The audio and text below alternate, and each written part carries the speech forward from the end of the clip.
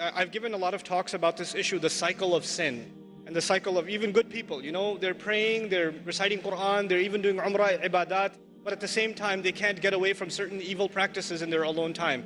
There are two parts of this problem. One of those parts is spiritual and the other part is psychological.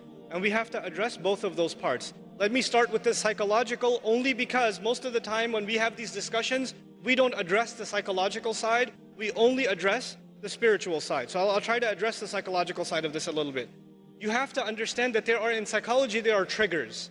In other words, there are certain situations, they release certain chemicals in your brain and they make you want to do some things in certain settings. There are triggers. So for example, for a young man, I'll give a crude example. A young man is watching an action movie and he's watching the movie and he sees a beautiful woman. And as soon as he sees that one scene, his mind gets triggered. And he pauses the movie and watches something far worse. And he gets into the habit of doing that. It wasn't the movie itself, it was just that one thing that triggered it. Or for some people, when they go back into their apartment or in their room, when they're alone by themselves, bad things happen. When they're by themselves. When they're at the masjid, obviously it doesn't happen. When they're with their friends, it doesn't happen. When they're on their own, it happens. So the first bit of advice for everyone here and myself is you have to identify, when does the sin happen? When I'm by myself. Where am I when it happens? What times does it happen? And if you can identify the problem times and the problem places and the problem situations, you have to try to change those situations. If you're a young man and you have a problem with the kinds of things that are available on the internet and you're looking at those kinds of things, for example, put your laptop, put your mobile device, put it in the kitchen. So that your mother's walking by, your dad's walking by, and the mobile device, don't put it in your room. And parents, put that stuff in a visible place in the house. These screens are destroying our kids. Seriously.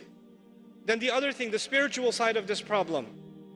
It is normal for a human being to make tawbah to Allah and then go back and do the sin again because we are khatta'un. The Rasul of Allah ﷺ described us not as khati'un, but khatta'un. Kullu bani Adam, khatta'un. And khatta' is a sighatul mubalagha. It's called the hyperbolized state. What that means in simple English is the one who repeats mistakes over and over and over again. Like a khabbaz makes bread over and over again.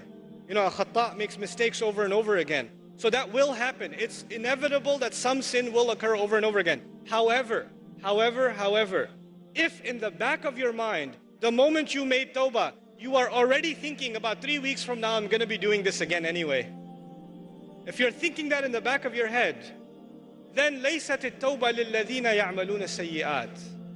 Tawbah is not for people who continually do evil deeds. They've already accepted it. Allah says, وَلَمْ يُصِرُّوا عَلَى مَا فَعَلُوا. They don't insist on what they did. In other words, you have to make a serious, verbalized, conscious commitment. This has to stop. Not that one time you cry and you turn to Allah, I'm so sorry, I can't believe I did this. You have to figure out a way to get away from this entirely, a serious commitment to yourself. And if you can't do it on your own, seek the help of friends. Seek the help of people you trust. I know it's embarrassing sometimes, but we all need counsel and help sometimes. And when you realize that it's been going on for years and you haven't been able to get out of it, it is time to seek someone else's help. Which is why in the ummah today, psychological and spiritual counseling is so important. So many young people are in need of counseling and families are in need of counseling. That is one of the greatest priorities of this ummah.